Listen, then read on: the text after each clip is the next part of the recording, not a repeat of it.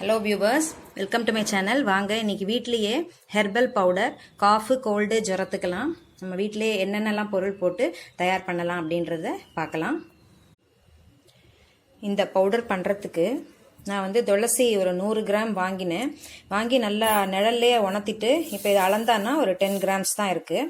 So 10 grams துளசிக்கு எல்லாமே அதே மாதிரி ப்ரப்போர்ஷனில் இது கண்டத்திப்பிலி 10 கிராம், அரிசி திப்பிலியும் 10 கிராமு, இது வந்து ஜீரகம் 2 டீஸ்பூன், மிளகு 2 டீஸ்பூன், இது வந்து பெரிய ஸ்பூனில் வந்து 2 டீஸ்பூன்னா இது வந்து 10 கிராம்ஸ் தனியா, ஒரு 10 ஏலக்காய், ஒரு 10 கிராம்பு, 2 குச்சி இப்படி பட்டை, சித்தரத்தை, சுக்கு, இதுவும் வந்து ஒரு 10 கிராம்ஸ் கிட்ட, இது 5 கிராம்ஸு, இது ஒரு 5 கிராம்ஸ் அளவில். ஸோ இது வந்து எல்லாத்தையும் லேசாக சூடு வர வரைக்கும் வறுத்துட்டு இதை வந்து துளசி ஒன்றும் பண்ண வேண்டாம், நல்லா ட்ரையாக காஞ்சி போச்சு.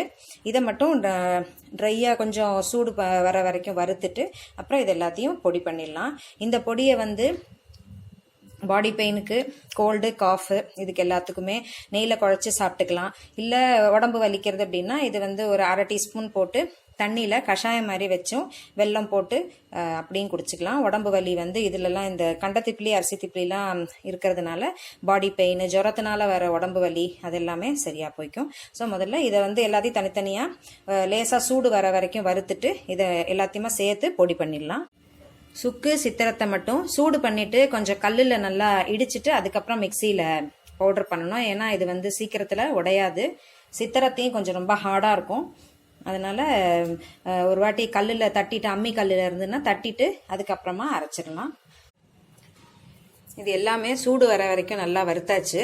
இந்த சுக்கு, சித்திரத்தை, கண்டத்திப்பிலி இதை 3த்தையுமே அம்மியில் வச்சு இடிச்சிட்டு அதுக்கப்புறமா மிக்சியில் போட்டு பொடி பண்ணலாம்.